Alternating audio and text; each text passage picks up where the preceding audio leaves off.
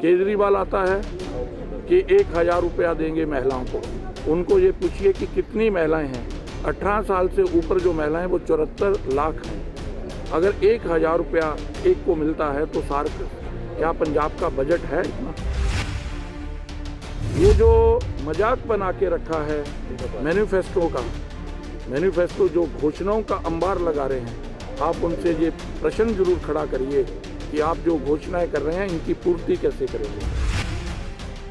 अगर कांग्रेस कहती है कि नशा मुक्त पंजाब देंगे, जहां अकाली दल बोलता है या आम आदमी पार्टी बोलती है, तो कोई विश्वास करेगा? नहीं करेगा।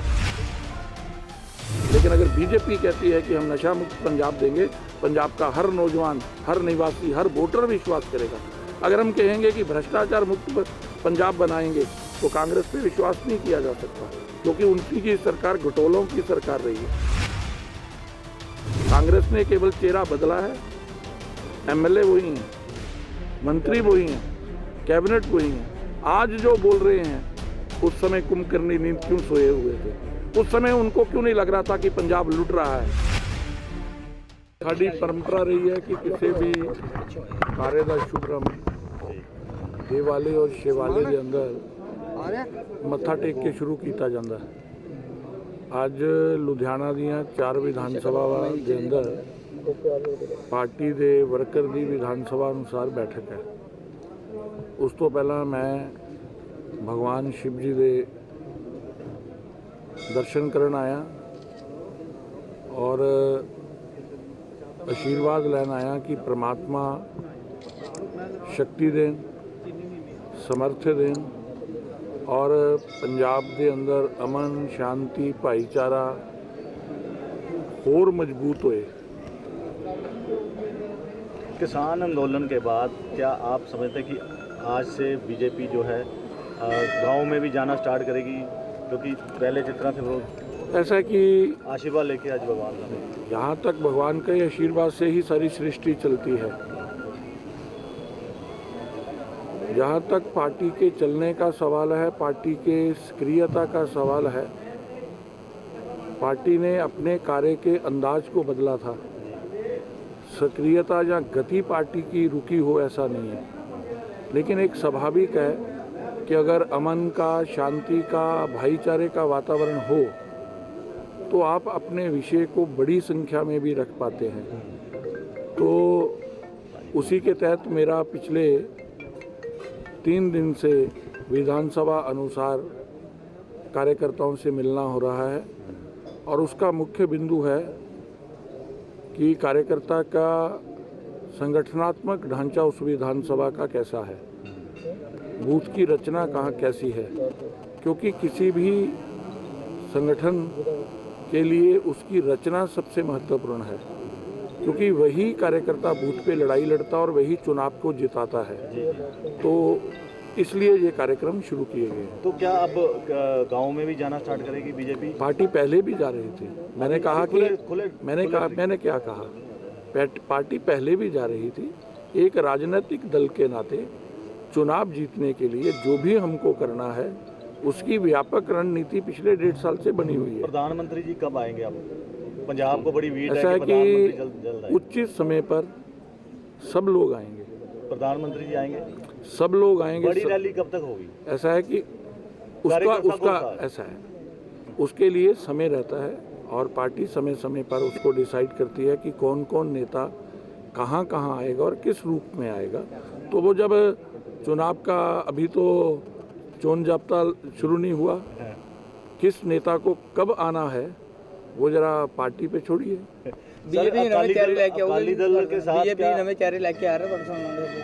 बीजेपी के पास इससे बड़ा अवसर नहीं हो सकता। पहले हम लोग कहने को गठबंधन था, लेकिन वो भी गठबंधन हमने पार्टी के लिए नहीं, पंजाब की उस समय के हालात को देखते हुए अमन रहे, शांति रहे, भाईचारा रहे और पंजाब समृद्धि की ओर आगे बढ़े, सामाजिक ढांचा जो है वो मजबूत हो, इसलिए घाटे का सौदा किया हुआ था। जो गठबंधन होता है वो बराबरी में रहता है। ये तो हो सकता है कि 40% और 60% की भागीदारी हो, ये नहीं हो सकता कि 83% और 17% की भागीदारी हो। तो आज पार्टी को एक अवसर मिला 117 सीटें लड़ने का, और 117 सीटें जब लड़ेंगे आप तो नए नए चेहरों का आना स्वाभाविक है। तो क्या आने वाले टाइम में कहीं भी थोड़ा सा भी कहीं अकाली दल के साथ कुछ हो सकता है गठबंधन आफ्टर, चाहे इलेक्शन हो या पहले? क्या लगता है कि मेरा लक्ष्य 117 सीटें लड़ना और लड़वाना है।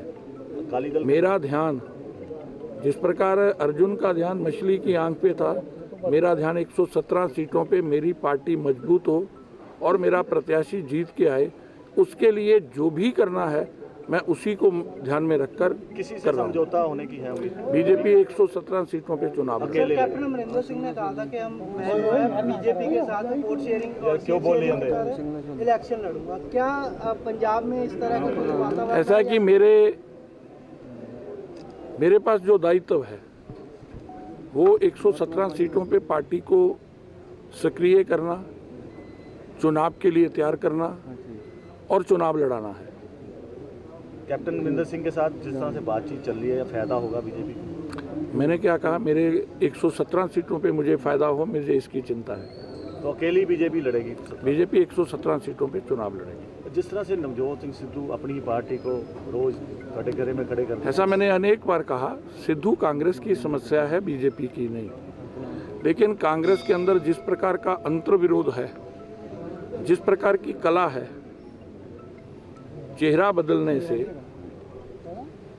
कांग्रेस की नैया पार होने वाली नहीं है।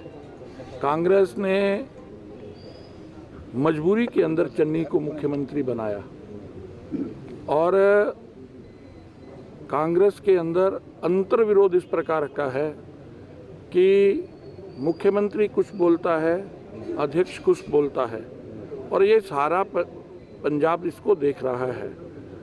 कांग्रेस ने पिछले 4.5 साल के अंदर जिस प्रकार के कारनामे किए हैं, उनकी जो उपलब्धियां हैं कि भ्रष्टाचार चरम सीमा पर रहा, उन्होंने नौजवान को ठगा, उन्होंने दलितों पे अत्याचार किया, दलित बच्चों का वजीफा तक में घपला हो गया, और कोरोना की महामारी के अंदर लीकर माफिया जिस प्रकार से दंदन आया, रेत माफिया और माइनिंग पॉलिसी का वादा करके ये सरकार आई थी, घर घर नौकरी देने का वादा करके ये सरकार आई थी, नौकरी नहीं तो 2500 रुपया देंगे ये बात करके सरकार आई थी। सरकार को लगता है कि पंजाब की जनता की याददाश्त कमज़ोर है। जनता ने उस समय भी लोक लुभाने नारे सुने थे, जिसको मूर्त रूप देने में कांग्रेस पूरी तरह से विफल रही। और आज फिर कांग्रेस में और आम आदमी पार्टी में स्पर्धा चल रही है। अकाली दल भी उसका हिस्सा बना है। केजरीवाल आता है कि 1000 रुपया देंगे महिलाओं को। उनको ये पूछिए कि कितनी महिलाएं हैं। 18 साल से ऊपर जो महिलाएं वो 74 लाख हैं। अगर 1000 रुपया एक को मिलता है तो क्या पंजाब का बजट है इतना? क्या पंजाब का रेवेन्यू इससे आता है? मैं जनता से और पत्रकार मित्रों से भी ये निवेदन करना चाहता हूँ कि ये जो मजाक बना के रखा है मैनिफेस्टो जो घोषणाओं का अंबार लगा रहे हैं, आप उनसे ये प्रश्न जरूर खड़ा करिए कि आप जो घोषणाएं कर रहे हैं इनकी पूर्ति कैसे करेंगे। बीजेपी अगर पंजाब के अंदर कोई बात कहेगी, हमारा रिकॉर्ड है, देश के प्रधानमंत्री जी ने सत्ता में आने से पहले जो जो देश से वादे किए उनको उन्होंने पूरा किया, और हमारे लिए घोषणा पत्र संकल्प पत्र है। हमारी उसके प्रति वचनबद्धता है कि हम जो बोलेंगे उसको करेंगे। ये हमारा केंद्रीय सरकार का रिकॉर्ड है। इसलिए पंजाब की जनता बीजेपी पे विश्वास करेगी। अब मैं आपसे पूछता हूँ, अगर कांग्रेस कहती है कि नशा मुक्त पंजाब देंगे, जहाँ अकाली दल बोलता है, जहाँ आम आदमी पार्टी बोलती है, तो कोई विश्वास करेगा? नहीं करेगा। लेकिन अगर बीजेपी कहती है कि हम नशा मुक्त पंजाब देंगे, पंजाब का हर नौजवान, हर निवासी, हर वोटर विश्वास करेगा। अगर हम कहेंगे कि भ्रष्टाचार मुक्त पंजाब बनाएंगे, तो कांग्रेस पे विश्वास नहीं किया जा सकता, क्योंकि उनकी की सरकार घटोलों की सरकार रही है। कांग्रेस ने केवल चेहरा बदला है, एमएलए वही हैं, मंत्री वही हैं, कैबिनेट वही हैं। आज जो बोल रहे हैं, उस समय कुंभकर्णी नींद क्यों सोए हुए थे? उस समय उनको क्यों नहीं लग रहा था कि पंजाब लूट रहा है, पंजाब के अंदर भ्रष्टाचार हो रहा है, पंजाब के अंदर दलित समाज पर अत्याचार हो रहा है? कभी किसी ने ऐसी घटनाएं सुनी कि दलित बच्चियों के साथ बलात्कार हो जाए और सरकार के कान पर जू ना रेंगे, दलित बच्चे के मुंह में पेशाब डाल दिया जाए और सरकार कुंभकर्णी नींद सोई रहे। ये सारी चीज़ें जनता ने भोगी हैं और एमएलए से लेकर सब मंत्री उसके लिए दोषी हैं। एक व्यक्ति दोषी नहीं होता, पूरी कैबिनेट दोषी है और पंजाब की जनता पर मुझे विश्वास है कि वो इनका हिसाब करेगी और पंजाब का नया सवेरा, नया पंजाब बनाने के लिए, ऐसा पंजाब जिसमें व्यापारी को लगे कि मेरी सरकार है, इंडस्ट्री को लगे मेरी सरकार है, खेत के अंदर काम करने वाले मजदूर को लगे मेरी सरकार है और किसान को लगे मेरी सरकार है और नौजवान को लगे ये मेरी सरकार है और महिलाओं को लगे कि हम सुरक्षित हैं। आज पंजाब के अंदर कोई सुरक्षित नहीं है, कानून व्यवस्था चरमराई है, दिन दहाड़े दुकानों को लूटा जाता है और दिन दहाड़े हत्याएं होती हैं, कोई बोलता नहीं है क्या? इसका हिसाब कौन देगा? क्या लगता है कि प्रधानमंत्री की जो छवि है वो पंजाब में जिताने में काम आएगी? काफ़ी डेफिनेट आएगी। पंजाब के अंदर ही क्या पूरे वालों का विकल्प है? ऐसा है कि प्रधानमंत्री जी ने जिस प्रकार विशाल हृदय करते हुए, मैं उनके सारे विषय को नहीं कहूँगा, जब उन्होंने दिन क्या चुना, गुरु नानक देव जी का प्रगट उत्सव, उससे पहले करतारपुर लांगा खोला। देश को आज़ाद हुए कितने वर्ष हो गए? पहला प्रश्न खड़ा होता है कि अगर विभाजन के समय कांग्रेस का नेतृत्व पंजाब के प्रति, सिख पंथ के प्रति, सिख धर्म के प्रति उसकी आस्था होती तो श्री करतारपुर साहब पाकिस्तान में नहीं हिंदुस्तान का हिस्सा होता। उसके बाद भी अनेक सरकारें आई, लेकिन क्यों ध्यान नहीं गया कि ये करतारपुर कॉरिडोर हमारे नानक नामलेवा संगत के लिए श्रद्धा का केंद्र है। हम लोग अरदासें करते थे कि हमें बिछड़े हुए गुरुधामों के दर्शन के दीदार का अवसर प्राप्त हो, वो अवसर नरेंद्र भाई मोदी ने दिया। और इस बार का तो प्रगट उत्सव इससे भी महत्वपूर्ण है कि उस दिन प्रधानमंत्री जी ने कहा, सब विषय नहीं लूँगा, कि मेरे कानून दीवे की लो की तरह पवित्र हैं, लेकिन कुछ लोगों को मैं समझा नहीं पाया, इसलिए मैं इनको वापस ले रहा हूँ। और वापस लेते समय एक शब्द अगर आपके ध्यान में आया हुआ, किसान के हित के लिए लाया था, देश के हित में इसको वापस ले रहा हूँ। वो पंजाब के भाईचारे को जो जिस प्रकार से कुछ लोग पंजाब के अंदर हिंदू सिख करना चाहते थे, हिंदू सिख के बीच में दरार डालना चाहते थे, उसके बाद उसके लिए ये निर्णय उन्होंने किया कि पंजाब की एकता, पंजाब का भाईचारा, पंजाब के अंदर हिंदू सिख भाई हैं और पंजाब का एका मजबूत हो, उन्होंने उसको उनको वापस ले लिया। और उसके बाद मैं धन्यवाद देना चाहता हूँ श्री अकाल तख्त के जथेदार जी को। उन्होंने, प्रधानमंत्री जी ने जो ये बात कही थी कि किसान के लिए लाया था, देश के हित में वापस ले रहा हूँ, उसकी पुष्टि की उनके बयान ने। उन्होंने कहा कि कुछ शरारती लोग पंजाब के अमन को ख़त्म करना चाहते थे, हिंदू सिख में दरार डालना चाहते थे। प्रधानमंत्री जी के इस निर्णय ने हिंदू सिख की एकता को मजबूती बख्शी है। ये अपने आप में सबको सुनने वाला बयान है। कुछ हैं लोग जैसे कोई नेता, किसान नेता, वो अभी भी ऐसा है कि आम जो जनता है उन्होंने प्रधानमंत्री के उदार हृदय को देखा है और जिस विषय को लेकर ये आंदोलन शुरू हुआ था, देश के हित में उसको वापस ले लिया है। ये पूरी दुनिया जानती है, पंजाब जानता है और देश की जनता देश के प्रधानमंत्री के निर्णय के साथ खड़ी है।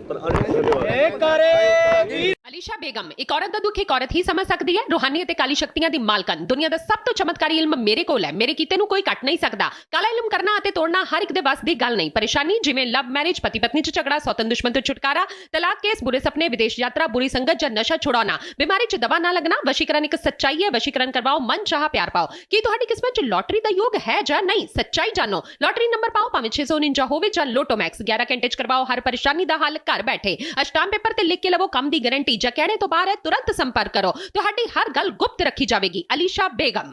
ਵਰਲਡ ਫੇਮਸ ਬਾਬਾ ਸਲੀਮ ਖਾਨ 21 ਵਾਰ 골ਡ ਮੈਡਲਿਸਟ ਸਾਰੀਆਂ ਥਾਵਾਂ ਤੋਂ ਨਿਰਾਸ਼ ਅਤੇ ਮਾਇੂਸ ਹੋਣ ਵਾਲੇ ਇੱਕ ਵਾਰ ਫੋਨ ਜ਼ਰੂਰ ਕਰੋ ਜਿਵੇਂ ਚਾਹੋਗੇ ਉਵੇਂ ਹੋਏਗਾ it's my promise immediately result open challenge ਇਲਮਾਂ ਦੇ ਮਾਹਿਰ A to Z ਸਮੱਸਿਆਵਾਂ ਦਾ ਫੋਨ ਤੇ ਘਰ ਬੈਠੇ ਕਰਵਾਓ ਹੱਲ ਵਸ਼ੀਕਰਨ ਅਤੇ ਮੁੱਠ ਕਰਨੀ ਲਵ ਮੈਰਿਜ ਸੌਤਨ ਅਤੇ ਦੁਸ਼ਮਣ ਤੋਂ ਛੁਟਕਾਰਾ ਪੱਕਾ ਕੰਮ ਪੱਕਾ ਹੱਲ 101% ਦੀ ਗਾਰੰਟੀ ਅਸ਼ਟਾਮ ਪੇਪਰ ਸਮੇਤ ਸਭ ਤੋਂ ਪਹਿਲਾਂ ਕੰਮ ਕਰਨ ਦਾ ਵਾਅਦਾ ਨੌਕਰੀ ਪ੍ਰਮੋਸ਼ਨ ਕਾਰੋਬਾਰ 'ਚ ਪਰੇਸ਼ਾਨੀ ਘਰ 'ਚ ਝਗੜਾ ਕੋਰਟ ਕੇਸ ਤਲਾਕ ਪ੍ਰਾਪਰਟੀ ਝਗੜਾ ਪਤੀ ਪਤਨੀ ਚ ਅਣਬਣ ਜਾਦੂ ਟੋਨਾ ਮਨਮੋਹਣੀ ਵਸ਼ੀਕਰਨ ਕਰਵਾਓ ਜਾਂ ਤੁੜਵਾਓ ਰੁੱਸੇ ਨੂੰ ਮਨਾਉਣਾ ਹੁਣੇ ਕਾਲ ਕਰੋ ਬਾਬਾ ਸਲੀਮ ਖਾਨ 9819 37467 ਮੇਰੇ ਬਾਪੂ ਤੇ ਮੇਰੀ ਮਾਂ ਨੇ ਸਾਰੀ ਉਮਰ ਆਪਣੇ ਆਪ ਨੂੰ ਭੁੱਲ ਕੇ ਮੈਨੂੰ ਮੇਰੀ ਜ਼ਿੰਦਗੀ ਵਿੱਚ ਪੌੜੀ ਚੜ੍ਹਨਾ ਸਿਖਾਇਆ ਮੇਰੀ ਹਰ ਮੁਸ਼ਕਲ ਨੂੰ ਹਰ ਕੀਮਤ ਤੇ ਹੱਲ ਕੀਤਾ ਉਹਨਾਂ ਨੇ ਮੈਂ ਉਹਨਾਂ ਦਾ ਦੇਣਾ ਸਾਰੀ ਜ਼ਿੰਦਗੀ ਨਹੀਂ ਭੁੱਲ ਸਕਦਾ ਜਿਵੇਂ ਉਹ ਸ਼੍ਰੋਮਣੀ ਅਕਾਲੀ ਦਲ ਨੂੰ ਨਹੀਂ ਭੁੱਲ ਸਕਦਾ ਸ਼੍ਰੋਮਣੀ ਅਕਾਲੀ ਦਲ ਸ਼ੁਰੂ ਤੋਂ ਹੀ ਉਹਨਾਂ ਦੀ ਤੇ ਸਾਰੇ ਪੰਜਾਬੀਆਂ ਦੀ ਮਾਂ ਪਾਰਟੀ ਰਹੀ ਹੈ ਕਦੇ ਉਹ ਬੁਰੇ ਲੱਗਦੇ ਨੇ ਤੇ ਕਦੇ ਚੰਗੇ ਪਰ ਮਾਂ-ਬਾਪ ਕਦੀ ਬਦਲੇ ਨਹੀਂ ਜਾਂਦੇ